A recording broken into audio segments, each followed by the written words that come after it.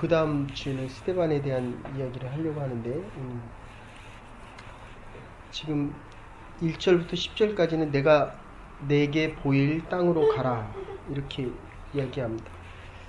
이 본문 말씀은 스데반의 설교이면서 유언입니다. 그리고 예수님을 재판했던 가야바에게 똑같이 36년 동안 대제사장직을 감당했던 가야바가 스데반에게 그렇게 물어보는 거예요. 이게 사실이냐? 재판장에서 가면 제일 중요하게 묻는 질문이 그겁니다. 이게 사실이냐? 굉장히 중요한 얘기인데, 오늘 본문에서 가야바가 그렇게 질문할 때 이 사실이냐 하는 질문은 네가 하는 이 말을 킵하면 결국 죽임을 당할 것이다, 이런 얘기입니다. 지금 스데반이 성령이 충만하고 하나님의 말씀에 대해서 아주 충만하게 지금 알고 있고, 또한 성경에 대해서도 아주 확실하게 알고 있습니다. 우리가 꼭 하나 생각해야 될 것은, 하나님에 대해서 그리고 말씀에 대해서 성령의 인도하심을 따르지 못하면 이게 사실이냐라고 물어볼 때 내가 그것을 위해서 살아갈 이유가 불분명합니다. 내가 직장에서 일할 때 아주 중요한 것은, 직장이 아주 중요합니다. 가정에 우리 자녀들이 아주 소중합니다. 근데 분명한 것은 살아야 될 이유가 분명해야 된다는 거예요. 그러면 죽을 이유도 분명해집니다. 근데 이게 지금 우리가 둘 다 불확실한 거예요.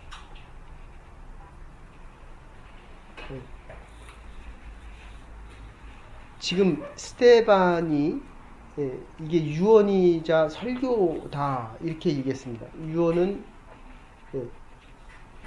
카리타 브리타 하는 말인데, 창세기에 보면, 아마도 12장인 것 같은데, 창세기에 보면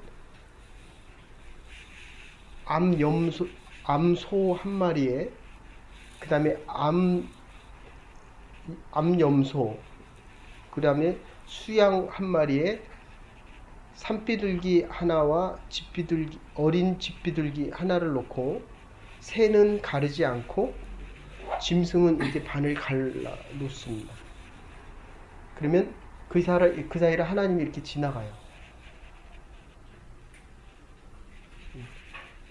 하나님의 언약을 지키지 않으면 내가 너희를 갈라버리겠다, 이런 뜻이에요. 이게 유언이 왜 중요하냐면, 지난주에 성경공부 시간에 한 것 같은데, 아버지가 돌아가시면서 그러는 거예요. 두 딸을 부탁한다. 그러면 내가 그것을 지켜야 되는 이유는, 부부 사이도 이혼을 할 수가 있습니다. 나와 너의 약속은 못 지킬 수도 있습니다. 근데 이 이혼은 돌아가신 분이기 때문에 그분이 다시 살아오지 않는 동안에는 이 언약을 갱신을 할 수가 없다는 거예요. 지금 이 아브라함을 예로 드는 이유는, 이스라엘 백성들의 모든 시작은 아브라함으로부터 시작됩니다. 근데 하나님께서 아브라함에게 약속을 하십니다. 내가 너에게 복을 줄 텐데 너 이름을 창대에 높이고 너희 자손으로 하여금 복되게 하리라 라고 했는데, 아브라함이 그거를 믿습니다. 그런데 실제로 아브라함의 생을 보면 하나님께서 애굽으로 내려가지 말라라고 했는데도 내려갔고 자기 아내를 누이라고 속입니다. 그러니까 우리가 잊지 말아야 될 것은 우리가 인생을 살아갈 때에 허물이 많아요. 죄인이기 때문에 죄를 짓기가 아주 쉽습니다. 그런데 사단은 그거를 묻지만 이게 율법인데 하나님은 그거를 묻지 않고 얼마나 내가 너에게 하는 약속을 믿느냐. 근데 아브라함은 하나님이 하신 그 약속을 믿었던 사람입니다. 근데 믿음에 대한 현실을 보면 한 평의 땅도 없었어요. 그리고 아브라함 때 이삭이 복을 받았냐 하면 또 그것도 아니었습니다. 그런데 지금 지구상에 가장 축복되게 사는 나라는 결국 이스라엘 나라입니다. 근데 우리가 꼭 기억해야 될 것은 하나님께서 축복하신다라고 얘기할 때 축복의 의미를 우리가 잘 알아야 됩니다. 축복이 있다고 해서 고난과 역경이 없는 게 아닙니다. 이스라엘 나라 보세요. 하나님께서 복을 주시려고 한다면 그를 감당할 수 있어야 되는데 아브라함이 75세에 아이를 갖겠다 하고 몇 년을 기다려요? 25년을 기다렸단 말이에요. 그러니까 아브라함도 의심이 되니까 하갈에게 가서 이스마엘을 낳습니다. 10년 기다리면 많이 기다린 거죠. 우리가 살아가면서 얼마나 기다릴 수 있습니까? 10년이면 정말 긴 기간입니다. 그래서 아브라함이 그렇게 이야기합니다. 하나님, 이스마엘이 하나님 앞에서 하나님의 약속을 잇는 자, 하나님의 복을 받는 자가 되기를 원합니다 라고 했더니 하나님께서 뭐라고 얘기하냐면, 그래서 여러분들 그 성경을 잘 아셔야 돼요. 창세기는 재밌잖아요. 아까 말씀드린 대로 이 하나님의 말씀 배우는 것은 여러분들이 전부를 걸어야 됩니다. 전부. 그리고 성령에 아주 예민해야 돼요. 지금 내가 듣고 있습니까? 아니면 성령께서 나로 하여금 듣게 하십니까? 그리고 아브라함처럼 이 스테반처럼 하나님께서 말씀하실 때 순종할 수 있어야 된다는 겁니다. 그게 사실이냐라고 얘기할 때 이게 사실이다라고 얘기하면서 세상을 마치는 거예요. 예수님하고 지금 똑같습니다. 예수님에게 빌라도가 묻잖아요. 이게 진리냐? 이게 사실이냐? 여러분들 이 스테반을 죽일 때 누가 있었습니까? 사울이 있었어요. 근데 사울이 똑같이 지금 이스라엘에서 시나고게에서 재판을 받고 다시 로마에 가서 똑같이 재판을 받습니다. 자기가 죽였던 스테반을 죽이는 상황과 똑같아요. 그러니까 여러분들이 인생을 살아가면 살아갈수록 세상이 많은 도전을 해옵니다. 그러니까 하나님의 많은 축복을 할수록 여러분들이 세상을 택해야 될 것이냐 하나님을 택할 것이냐에 대해서 너무 많은 사람들이 무지합니다. 세상에 대해서도 모르고 하나님에 대해서도 모르고. 그렇잖아요. 우리가 아이를 키워도 어떤 때는 정말 내가 이거 어떻게 해야 될지 모르잖아요. 그럼 어떻게 해야 됩니까? 하나님의 말씀에 비춰보는 거예요. 교회 법과 전통에. 그래서 이스라엘 사람들은 늘 전승, 율법. 그러니까 논란을 논쟁을, 디베이트를 아주 많이 합니다. 이스라엘만큼 논쟁을 많이 하는 민족이 없어요. 그런데 라피가 와서 성경은 이렇게 말한다 라고 하면 그냥 거기서 끝나는 거예요. 예. 그러니까 남편하고 의견이 다르고 부부싸움을 하더라도 그 부부싸움을 한다는 거는 이게 정이 있다는 거예요. 그런데 이제 할 수 있는 거 그죠? 성경은 이렇게 말한다. 이게 이스라엘 사람들이 자녀를 키우고 가정과 회당을 이끌어가는 방법입니다. 그러니까 우리가 나중에 교회를 섬겨 나갈 때 여러 사람들이 옵니다. 그럴 때 내 생각을 얘기하는 것이 아니라 내 생각보다는 하나님의 말씀은 이렇게 얘기하고 계십니다. 그래서 지금 이 아브라함을 예를 듭니다. 아브라함을 예를 드는 가장 큰 이유는 모든 사람들의 조상이 아브라함이에요. 그러니까 문화적인 요소에서도 여러분들 부탁드립니다. 할인이가 결혼할 때는 제일 조건이 첫째가 뭡니까?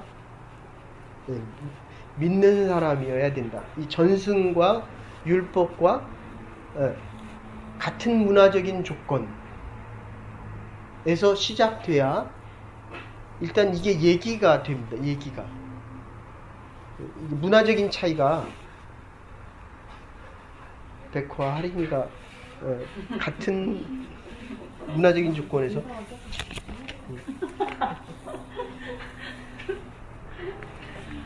그래서 이 성경에 대한 이해와 율법에 대한 이해, 내가 많이 알수록 우리의 자녀들은 선택의 폭이 넓어집니다.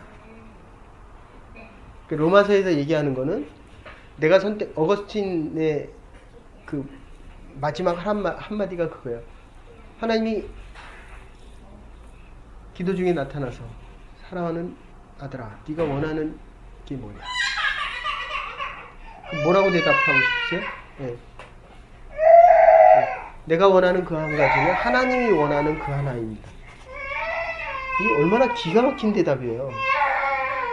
그러니까 우리가 하나님에 대해서 많이 알수록 하나님의 은혜와 사랑이 더 커지니까 사실은 내가 할인이에게 해주는 것보다도 하나님이 해주는 게 더 낫고, 할인이가 자기에 대해서 하는 것보다는 할인이에 대해서 많이 알고 있는 내가 해주는 게 더 낫죠. 그래서 지금 아브라함을 택하는 이유는 같은 조상이기 때문이고 같은 문화권에 태어났기 때문이고, 그리고 지금 나중에 바울도 얘기할 때 보면 바울 서신 보세요. 우리 조상 아브라함이 이러고 시작해요. 그리고 많이 등장하는 게 다윗입니다. 근데 이게 신앙이 서로 문화적과 이 신앙적인 배경이 다르면 뭐 그렇게 얘기해. 사명대사는 이렇게 얘기해야 된다고. 불교 믿는 사람이면 근데 우리는 아브라함 얘기하는데 서산대사는 뭐 이렇게 얘기한다고요. 금강경은 뭐 이렇게 얘기해야 된다고. 근데 같은 믿음의 사람들에게서는 같은 이야기를 하는데 바울도 그렇게 꺼내는데, 자 여기서 그 다음에 세 번째는 아브라함에게 중요했던 것은 믿음인데, 아브라함이 하나님 말씀을 잘 순종하지 못했음에도 불구하고 하나님의 약속은 믿었다는 거예요. 이게 가장 중요한 포인트입니다. 그래서 신약에서 얘기하는 이 믿음이라고 하는 것은 적극적 의미에서는 구원을 얘기하지만, 구약에서 적극적 의미는 하나님이 옳다는 거예요. 하나님 무조건 옳은 거예요. 하나님에 대해서 가장 많이 아는 것도 하나님이고, 하나님이 가장 큰 능력과 역사를 베풀 수 있는 것도 하나님이고, 우리는 내일 일을 몰라도 그분은 우리에게 최고의 것으로 주신다 라고 하는 것. 그러니까 이 성경에 대해서, 율법에 대해서, 하나님에 대해서, 성령에 대해서 모르면 우리의 내일은 불안합니다. 근데 이 신앙적인 의미가, 믿음이 있는 사람은 내일이 기대가 되는 거예요. 그러니까 아침에 일어났을 때 내가 또 직장생활 또 해야 돼, 거기를 내가 또 가야 돼가 아니라, 하나님께서 오늘 내일 나를 위해서 어떤 일을 계획하고 있을까라는 게, 이게 막 기대돼야 돼요. 한국 가는 거 기대되죠, 그죠? 하나님의 나라 가는 거 기대돼요? 기대돼야 됩니다, 기대. 그래서 아브라함의 믿음을 말할 때 먼저는 하나님의 약속을 말씀하고, 아브라함의 긴 역사를 한눈에 보는데 하나님의 약속에 대한 아브라함의 응답이 곧 믿음이었다는 겁니다. 하나님의 약속에 대한 우리의 응답이 믿음의 척도다, 이런 표현이에요. 그러니까 이게 하나님의 말씀에 대해서 많이 알지 못하면, 우리가 응답을 하지 못하기 때문에 우리의 믿음은 작을 수밖에 없다는 거예요. 그래서 선교를 하고 전도를 하고 우리가 함께 기도하고 하나님의 교회에 대해서 늘 하나님의 뜻을 구해야 되는 이유는, 그게 믿음의 척도이기 때문입니다. 그러니까 좀 극단적으로 얘기하면, 내가 나를 못 믿어도 하나님이 나를 믿어주시는 것은 믿어야 돼요. 내가 우리의 자녀를 못 믿어도 하나님은 나에게 기대하는 것만큼 우리의 자녀에게도 기대한다. 이게 믿음의 전제입니다. 직장도 똑같아요. 하는 일이 어렵고, 어리다라고 하는 거는 아이들이 모른다, 그런 뜻이에요. 그러니까 가르치고 또 가르치고 또 가르쳐야 돼요, 사실은. 그런다고 합니까, 애들이? 안 하니까 어린 거예요. 그래서 연약한 겁니다. 그래서 하나님이 우리에게 늘 사랑을 베푸는 겁니다. 그러니까 기독교만큼 믿음을 강조하는 데도 없는데, 그 이유는 간단합니다. 사람은 믿음의 대상이 아니고 사랑의 대상이기 때문에 믿음의 대상은 하나님밖에 없는 거예요. 근데 문제는, 내가 하나님을 못 믿으면 내가 나를 못 믿어요. 근데 이게 자꾸 거꾸로 갑니다. 내가 나를 믿어야 내가 하나님 믿을 수 있는 것처럼. 근데 하나님을 알아보면 아브라함도 하나님 앞에서 끝없이 잘못했다는 거예요. 옳고 그름의 의에 대한 문제인데, 지금 하나님이 얘기하는 거는 옳으냐 그르냐를 묻지 않는다니까요. 그러니까 세상에서는 다 뭐를 따져요? 이해득실을 따지고, 네가 맞느냐 내가 맞느냐, 그러니까 이게 사실이냐, 네가 옳으냐 틀리냐 라고 묻는 거거든요, 지금. 그러니까 네가 틀렸으니까 넌 죽어라, 그런 뜻이에요. 그러니까 너는 틀렸으니까 나가라, 그런 뜻이에요. 너는 틀렸으니까 더 이상의 이 이윤을 네가 가질 수 없다, 그런 얘기거든요. 근데 하나님은 그런 걸 따지지 않는다는 거예요. 내가 너를 믿어주고 있다. 그러니까 좀 나를 믿어다오. 그러니까 내가 너를 믿어주고 있는 것을 네가 좀 믿어다오, 그런 뜻이에요. 이 아브라함에게서 시작되는 믿음의 표징입니다. 그래서 우리는 약속에 대한 믿어야 되고, 미래적인 것 같지만 이건 현재 사건인데, 하나님께서 아브라함에게 땅과 자식을 약속했는데 한 채 땅도 없었고 일생을 나그네와 순례자로 살아갑니다.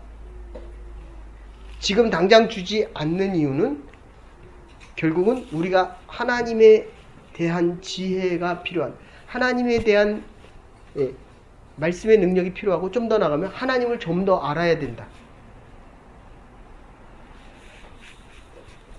자꾸 반복이 되는데, 그를 여러분들이 반대로 생각해 보세요. 나에게 사실이냐? 라고 물어볼 때 이게 사실이다 라고 얘기하고, 그러면 나에게 가진 모든 거를 다 가져간다고 해도 내가 줄 수 있느냐? 그게 사실이에요. 그래서 그게 순교라는 거예요. 그게. 그러니까 남편도, 할인이도, 내 남은 인생도, 심지어 내 건강도 욥에게 허락했던 모든 거를 지금 하나님이 다 가져가잖아요. 예? 그게 믿어지냐는 거예요, 지금. 하나님이, 그걸 우리는 고난이다 라고 얘기하잖아요. 우리에게 고난이 있을 때도 하나님이 하나님 되시고 하나님이 나를 사랑하느냐 하는 게 이게 믿어지느냐는 거예요. 좀 더 나가면 이거는 하나님 우리에게 줄 축복이요 더 큰 영광인 것이 믿어지느냐, 지금 이 질문입니다. 그래서 약속은 늘 미래적입니다. 그런데 미래가 현실로 와서, 늘 말씀드리지만 이 기독교의 시간 개념은 내가 가는 게 아니라 하나님이 오는 거예요. 인간은 하나님 앞에 절대로 못 갑니다. 10년 후에 내 모습이 어떻게 돼 있어요?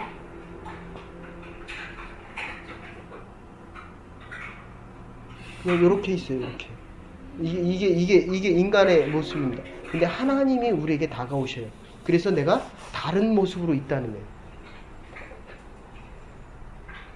네? 이번 주 주일 설교가 그거예요. 맹탕 인생이 포도주 인생으로 바뀐다. 네? 하나님이 우리를 바꿔주신다. 그러니까 내가 잘해서 사업을 하고 내가 잘해서 내 미래가 열리고 내가 열심히 해서 하나님께서 영광을 받으신다라는 의미도 조금은 있지만, 하나님이 허락하시지 않으면 그 어느 것도 될 수 없다. 그러니까 미래에 대한 약속. 그게 왜 그러냐면 현재에 대해서는 죽어야 돼요. 이게 부활신앙이에요. 그래서 스데반이 죽기 때문에 바울이 스데반의 믿음을 잊고 예수님의 죽음 때문에 우리가 하나님 앞에서 다시 살아날 수 있다, 이런 뜻입니다. 그러니까 미래를 믿기 때문에 지금 십자가에 우리가 모든 인생을 다 걸고 여기서 죽어질 수 있다, 이런 뜻이에요.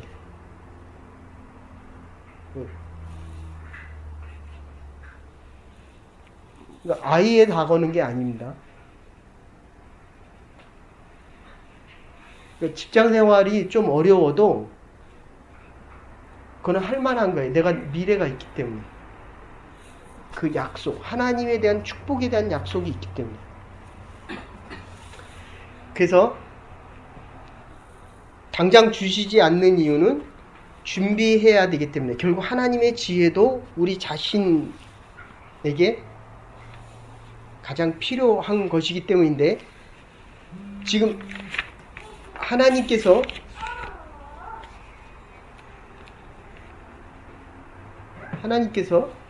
아브라함을 갈대우르를 떠나라. 그리고 하나님께서 계속 아브라함으로 하여금 고향 땅을 떠나게 하고 갈대우르를 떠나게 하고, 그 다음에 지금 그가 가야 될 길을 계속 바꿉니다. 그러니까 친한 사람끼리 만나게 하시는 게 아니라 하나님의 복음을 들고 계속 가면서 하나님의 나라 확장과 복음 증거, 생명 구원을 위해서 하나님께서 계속 바꾸고 있습니다. 그래서 이 약속은 아까도 얘기했지만 수평적인 게, 너와 나의 약속은 수평적이지만 부모와의 약속과 하나님과의 약속은 수직적인 겁니다. 그래서 이 약속을 지킬 수도 있지만 파기할 수도 있습니다. 유언은 절대로 파기할 수 없습니다. 그게 사도행전 28장 마지막 절, 예루살렘과 온 유다와 사마리아 땅끝까지 이르러 내 증인이 되리라.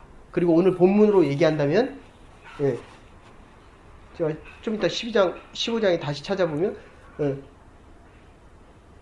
내 이름을 열방 중에, 그리고 내 자손으로 복의 근원이 되게 하리라. 이 약속입니다. 그래서 12장 12절 찾아보십시다. 12장 12절.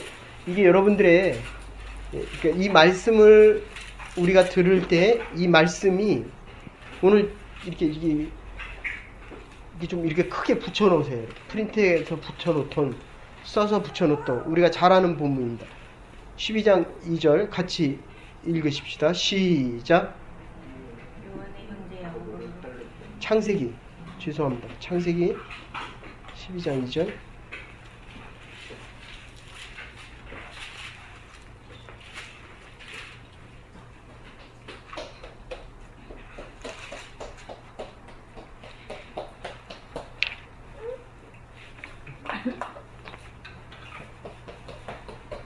같이 읽으십시다. 시작. 내가 너로 큰 민족을 이루고 내게 복을 주어 내 이름을 창대케 하느니 너는 후에 근원이 될지라. 그리고 내 후손 가운데 메시아가 태어나리라. 이렇게 되는 거예요. 큰 민족을 이루고 내 이름을 높이고 내 자손으로 복의 근원이 되게 하리라. 그러니까 지금 내 능력을 묻습니까 지금? 근데 세상은 능력이 있느냐를 먼저 묻잖아요. 그죠? 예. 그래서 뭘 하라 그러면 늘 뭐라 그래요? 나는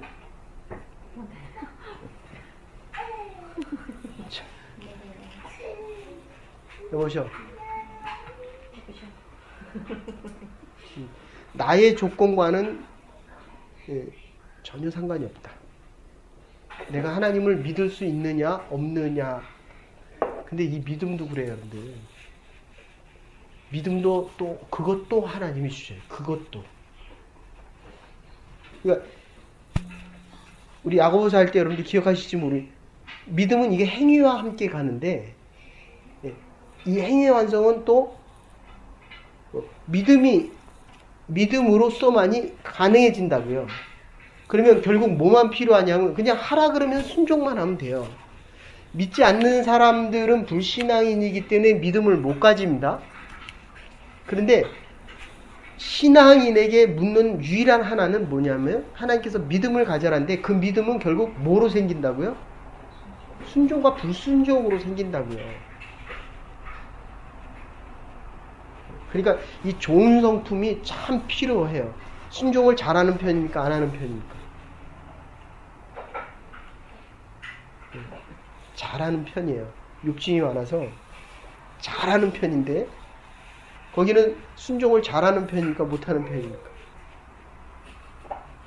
근데 그렇잖아요. 사실 따지고 보면 거기는 순종만 해야 되잖아요. 그래서 이게 다시 요거 하나는 정리하고 갑시다. 이 믿음에 대해서 순종과 불순종은 능력에 대한 문제가 아니에요. 맞아요?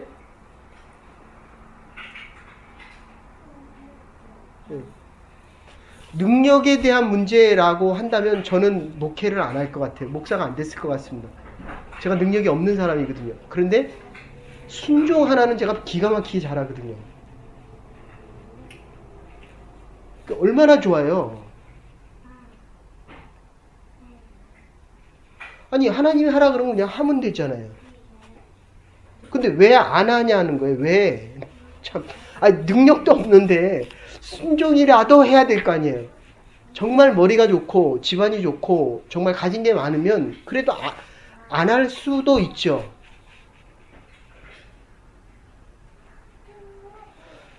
그리고 이게 하나님의 교회, 그러니까 예수님이 나의 구원자라는 거를 내가 못 믿으면 불순종할 수밖에 없어요. 불신앙을 가질 수밖에 없어요. 하나님을 못 믿으니까. 그러면 하나님을 믿으면 하나님이 하라는데 왜 안 한다, 왜 안 하냐는 거예요. 그걸 뭐라 그래요? 그걸 교만이다 이렇게 얘기해요. 그걸 뭐라 그래요? 그러니까 이게 자꾸 이게 하나님에 대해서 모르면 자꾸 이상한 얘기예요. 나는 뭐 능력도 없고 나는 할지도 모르고. 그게 말은 그런데 그러니까 무지 아니면 교만 아니면 그게 다 불순종 안에 들어가 있다는 거예요. 아멘이 됩니까? 그것도 안 해요. 저기는.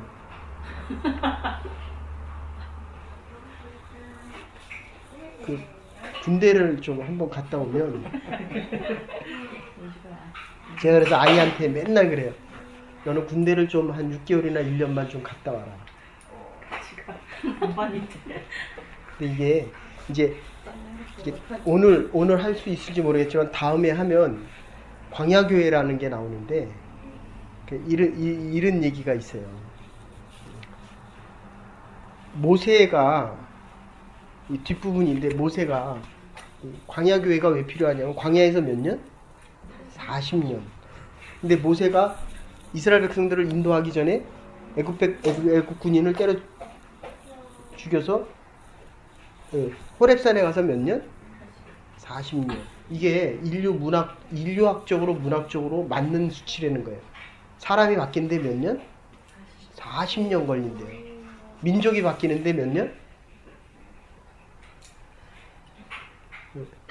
40년. 그래서 합해서 80년 걸린다는 거예요. 그래서 여러분들 잘 생각해 보세요.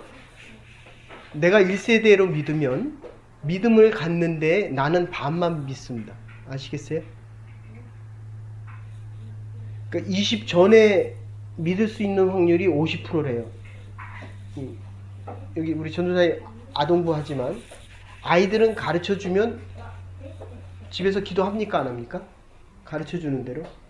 네.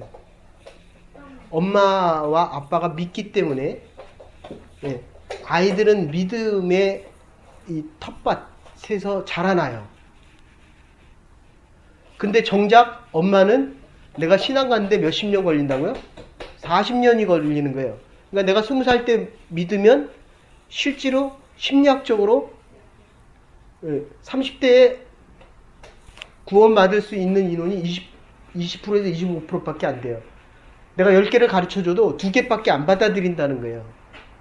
40대 들어가면 10%로 떨어지고 60대 넘어가면 구원의 얘기를 거의 안 합니다. 돌아오질 못한대요. 그러면 결국 1살 때 믿어야 40에 가서 믿음이 생긴다는 거예요. 20에 믿으면 60입니다. 60. 그러니까 계속 반이에요. 네. 어머니 이해되세요? 아버님 하늘나라가 보이세요? 반만 보인다. 그거 엄청난 얘기예요, 여러분들. 아버님 하늘나라가 보이세요? 반만 보인다. 아시겠어요, 여러분들? 무서운 얘기입니다. 그러니까 모세가 지금 하나님을 만나고 이스라엘 백성들을 애굽 군인을 때려 죽이고 다시 가서 이스라엘을 출애굽시킬 때 하나님이 얘기했던 게 뭡니까?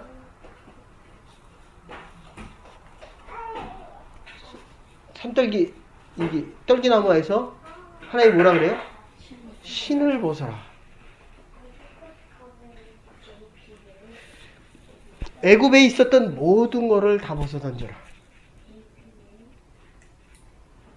그런데 이스라엘 백성들이 광야에서 40년을 있어서 애굽의 모든 문물을 벗어버리는 거거든요, 지금. 애굽, 광야, 가나안. 이게 40년이 필요한 거예요. 신을 벗어라. 조금 더 얘기하면 너의 마음을 정결케 해서 나 여호와 하나님을 섬겨라. 그게 카리타 브리트. 아까 제물을 놓고 하나님께서 가면서 내가 너에게 명령한 걸 지키지 않으면 너의 인생이 베어버리겠다. 깨버리겠다. 이런 뜻이에요. 그게 제사의 시작입니다. 예배의 시작이에요. 그러니까 우리가 한 주 살았던 그 인생의 모든 것을 하나님 앞에 갖고 나와서 다 부숴버려야만 하나님이 새롭게 만들어 주십니다. 그게 예수님의 첫 번째 기적의 사건이에요. 우리의 인생을 새롭게 변화시켜 주신다는 겁니다. 그 포도주는 예수님의 살과 피의 상징이거든요. 내가 너희들을 위해서 이렇게 죽을 것이니까 너희들이 변화되어서 새로운 하나님의 사람으로 피조물로 거듭나라. 지금 그런 뜻입니다. 이스라엘 백성들이 가나안에 들어가기 위해서 결국 모세의 입장으로 보면 한 민족을 이끌어야 되기 위해서 자기에게 40년, 광야에서 40년. 근데 누구 들어갑니까? 못 들어갑니까? 왜 못 들어갑니까? 하나님이 하지 말라 그랬거든요. 사실은 하나님에 대한 불순종 때문에 바위를 치고 하나님에 대한 불순종이지만 불순종 때문에 못 들어간 게 아니라 모세는 율법의 마지막이었어요. 이스라엘 백성들의 율법이 마침이 되고 가나안에서는 누가하고 누가 들어갑니까? 여호수아와 갈렙이 새로운 역사를 이루는 겁니다. 그러니까 모세가 못 들어간 게 아니라 하나님의 율법이 가나안에서는 새로운 시작이 돼야 되기 때문에 그래요. 그건 여호수아에서 좀 더 다시 들으십시다. 그러니까 어쨌든 여러분들이 사도행전을 들으면서 지금 하나님의 부르심과 성령의 역사 그리고 이 유언의 의미 이스라엘 백성들이 왜 아브라함을 얘기해야만 되는가? 그러니까 사실은 여러분들이 자녀를 양육할 때도 성경을 얘기해 주셔야 돼요. 할인이에게 이제 한국 가면 우리는 그때 책 살 돈이 없어가지고 한국에서 몇 권 책을 가져왔는데 그걸 계속 반복해서 읽은 거예요. 뭐 한 몇백 번 읽어준 것 같아요. 그러니까 그게 머릿속에 성경만큼 들어가 있을 거 아니에요. 그리고 성경도 2권인가 어린이 성경 사가지고 그걸 매일 똑같은 걸 읽고 또 읽는 거예요. 그게 들어가 있는 거예요. 그게. 그러니까 우리가 이야기할 때 하나님의 말씀을 이야기해 줘야 되고 하나님의 법은 이렇게 말하고 있고 성령께서 너에게 어떻게 말씀하시고 하나님이 너에 대한 계획과 우리 가정에 대한 계획과 하나님의 교회에 대한 약속들은 이렇다 라고 유언처럼 얘기해 줘야 됩니다. 그래야 이 자녀가 나로부터 떨어져서 하나님을 의지합니다. 그러니까 내가 맨날 물어야 돼요. 그러니까 내가 내일 살아가는 하루가 오늘의 마지막에 유언의 삶이라고 한다면 무슨 그런 거 많이 하잖아요. 무슨 말을 쓰겠어요 거기다가. 그러니까 그게 없으니까 사는 게 자꾸 피곤하고 힘든 거예요. 이게 마지막 날이라면 피곤하겠어요? 얼마나 이게 소중하고 가치가 있겠어요. 그러니까 이 하나님이 우리에게 주신 유언적인 말의 의미가 이게 아주 구체적으로 현실적으로 와야 됩니다. 그러니까 미래가 다가와서 오늘이 하나님의 역사와 하나님의 능력과 하나님의 약속이 성취돼. already not yet 이런 표현을 써요. 아주 신학적으로 중요한 얘기입니다. 이미 이루어졌지만 아직 오지 않았다는 거예요. 그런데 그 하나님이 우리에게 다가왔기 때문에 지금 하나님의 약속과 축복과 하나님의 계시성이 지금 드러나고 있는 거예요. 뭐를 통해서? 하나님의 말씀의 선포를 통해서. 그래서 성교가 꼭 필요하고 전도가 꼭 필요합니다. 이게 지금 스테반의 마지막 고백입니다.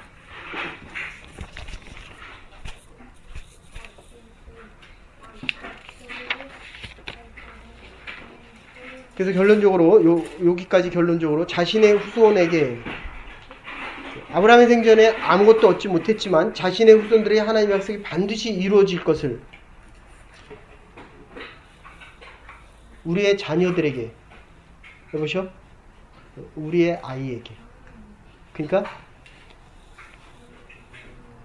믿음의 가정에서는 자녀를 조금 낳아야 된다 많이 낳아야 된다 한 타스씩 낳아야 돼. 한 타스씩.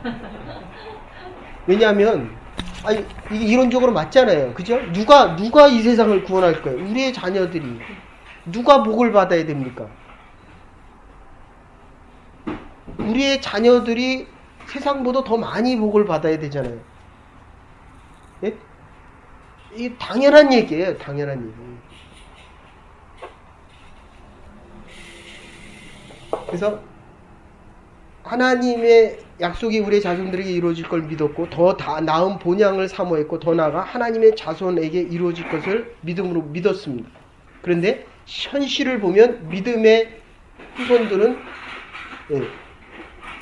그 당시에 아무도 없었고 아브라함 자신의 삶을 보면 실제로 고난투성이었습니다. 땅에 대해 자손에 대해 가진 게 없었습니다. 그래서 흉년이 들자 애굽으로 갑니다. 아까도 얘기했지만 하갈을 통해서 이스마엘을 낳고 그가 하는 게 하나님 이 자녀가 18장 10절 13절 14절에 찾지 마세요. 창세기입니다. 여호와께서 능치 못할 일이 없습니다. 가라 할 때 사라에게 네가 웃었다 그럴 때 사라가 웃지 않았다라고 얘기합니다. 그리고 이스마엘을 통해서 아이를 낳고 나서 이 아이가 하나님 앞에 살기를 원합니다 라고 했을 때 하나님께서 이를 허락하지 않고 아니다. 사라에게 정령 사라가 아이를 낳으리니 너는 그 이름을 이삭이라 하라. 내가 그와 언약을 세우리니 그의 후손에게서 영원한 언약이 되리라. 됐습니까? 기한이 이를 때 내가 내게로 돌아오겠다고 하나님께서 그러니까 애굽에 살고 있는 아브라함에게 하나님께서 네가 다시 돌아올 거다라고 얘기합니다. 아브라함과 사라는 이것을 하나님의 말씀으로 묻고 그리고 여기서 부활 신앙이 시작됩니다. 로마서 5장 9절에 죽은 것 같은 자신을 깨닫고 이제 우리가 그 피로 인하여 의롭다함을 얻을 수 있나니 더욱 그로 말미암아 진노하심에서 구원을 얻느니라 이렇게 이야기합니다. 자신이 나이 들어 죽어가면서도 하나님의 약속의 말씀을 믿습니다. 이게 부활신앙이에요. 그래서 예수님께서 죽은 나사로를 구하는 장면이 나옵니다. 7장 8절에서 16절인데 요셉이 팔리는 장면인데 제가 여기까지만 할게요. 그래서 자 50장 20절 한번 찾아보세요. 50장 20절 요셉이 팔리는 장면입니다.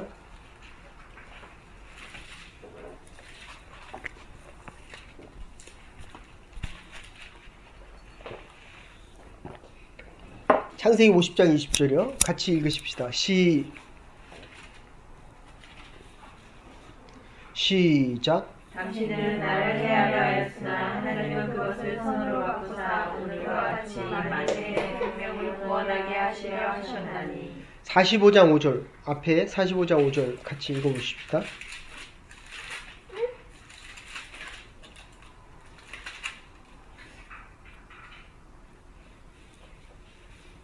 같이 읽으십시다. 시작. 당신들이 나를 이곳에 팔았으므로 근심하지 마소서 한탄하지 마소서 하나님이 생명을 구원하시려고 나를 당신들 앞서 보내셨나이다. 그래서 영어 성경에는 이렇게 나옵니다. Not be sold. 난 팔려진 것이 아니라 but descent 이렇게 얘기합니다. 예. 그러니까 하나님의 믿음, 약속이 믿어지면 지금 여러분들 아시는 대로 종이라고 하는 거는 인격이 없어요.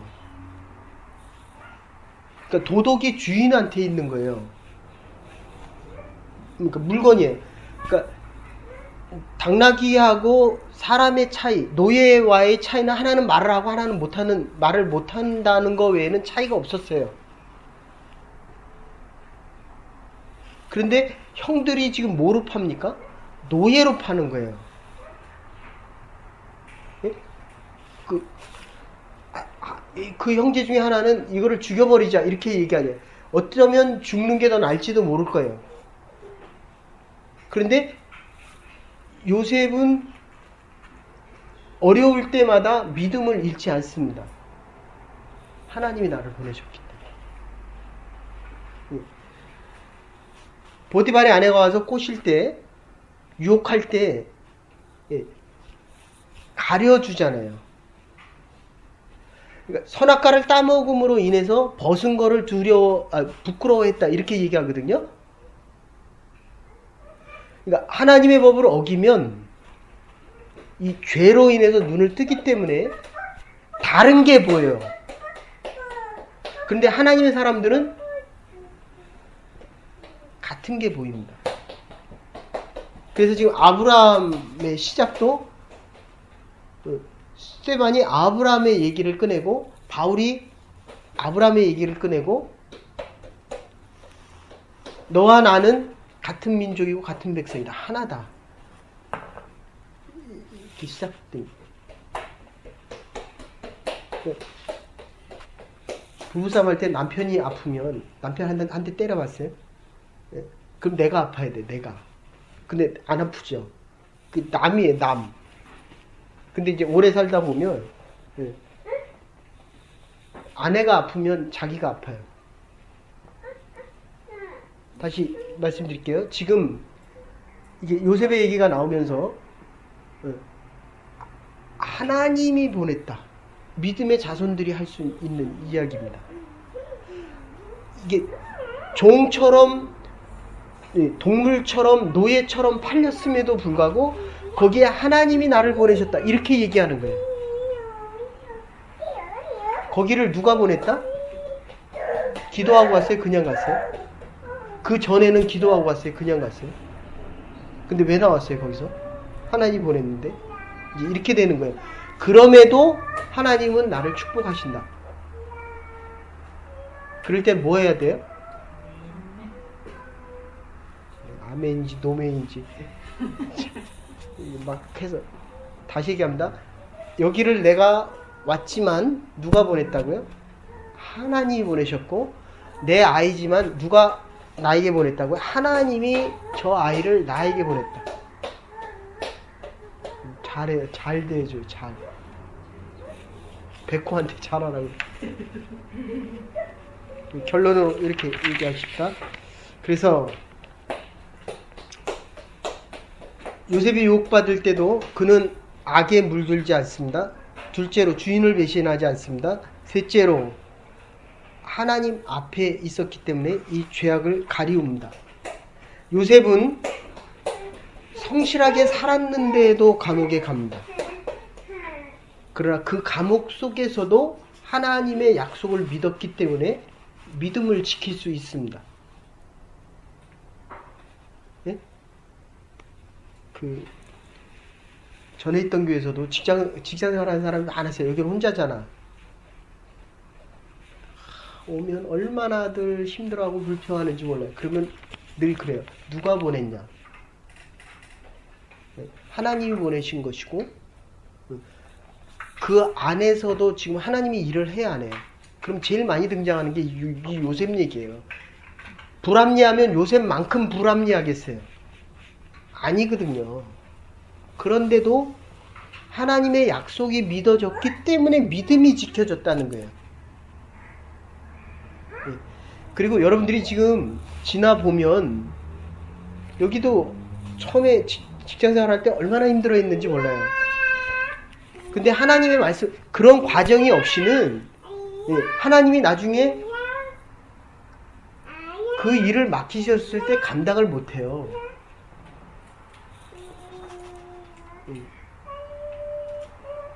그 불합리한 것 속에서도 하나님의 약속을 믿었기 때문에 믿음을 지켰다는 거예요. 형들을 용서할 수 있었던 것은 하나님의 은혜가 있었기 때문입니다. 왜냐하면 심판은 하나님만이 하실 수 있다. 그래서 신앙의 사람은 내가 할 일을 내가 하는 겁니다. 내 일은 내가 하는 거고 내가 할 일은 용서라는 거예요. 원수 갚는 일은 하나님이 합니다. 깨끗한 의인이 죄인처럼 죽어야만 죄인이 살아날 수 있기 때문입니다. 앞에서 제가 많은 부분을 뺐는데 내가 열심히 일해서 배고픈 사람을 먹이면 내가 열심히 일해도 못 먹을 때가 있는 거예요. 우리가 죄인에게서 의로와 지임을 얻었기 때문에 사실은 우리가 구원의 약속이 있기 때문에 핍박을 받고 직장에서 어려움을 당하고 부부 사이에 어려움을 당해도 하나님의 은혜를 더 받은 자가 그거를 더 감당하는 거예요. 근데 그게 안 될 때 불평하잖아요. 그럼에도 불구하고 하나님의 약속은 잃어버리면 안 된다는 겁니다. 하나님의 은혜와 계획과 섭리 가운데 있기 때문이라는 겁니다. 내가 열심히 일해도 배고플 때가 있습니다. 배고픈 자를 먹여야 되기 때문에 그래요. 내가 의롭게 살아가도 내가 죄인 취급 받을 때가 있어요. 예. 내가 지금 스데반처럼 하나님의 말씀을 많이 알고 율법대로 살고 하나님의 사랑을 많이 베풀었음에도 불구하고 지금 시나고게 장로들이 스데반을 죽이는 거예요. 나중에 본문에 보면 그들이 가슴이 찔리거든요. 아니라는 걸 알면서도 스데반을 죽인다는 거예요. 내가 죽이면 죽겠어요? 내가 죽이면 죽겠냐고요. 비웃습니까? 아니면 심각합니까? 그런데 나중에 내가 죽이려고 안 했는데도 하나님의 말씀을 열심히 전하고, 예, 하나님의 성령이 충만하고 하나님의 법대로 살았음에도 불구하고, 예, 나를 죽인다고요. 그래서 거기에 부활신앙이 있는 거예요. 근데 거기는 열심히 일했는데도 나가라 그랬잖아요. 그죠? 근데 하나님의 말씀은 많이 몰랐잖아요. 성령은 안 충만했잖아요. 충만하지 못했잖아요. 그래서 감사가 안 됐잖아요. 억울해서 막 울었잖아요. 분했잖아요. 이거를 다 해도 하나님이 나를 보내셨다. 하나님께서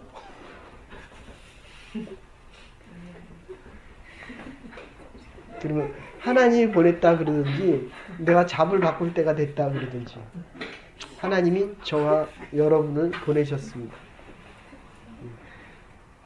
그래서 우리가 또 부활신앙의 약속을 믿을 수 있는 것입니다. 하나님께서 우리에게 열방으로 보내면서 너의 자손을 축복하리라. 너의 이름을 열방 위에 높이 세우리라. 이 믿음 속에서 또 한 주간도 살아갈 수 있는 저와 여러분들 될 수 있기를 주의 이름으로 축원합니다.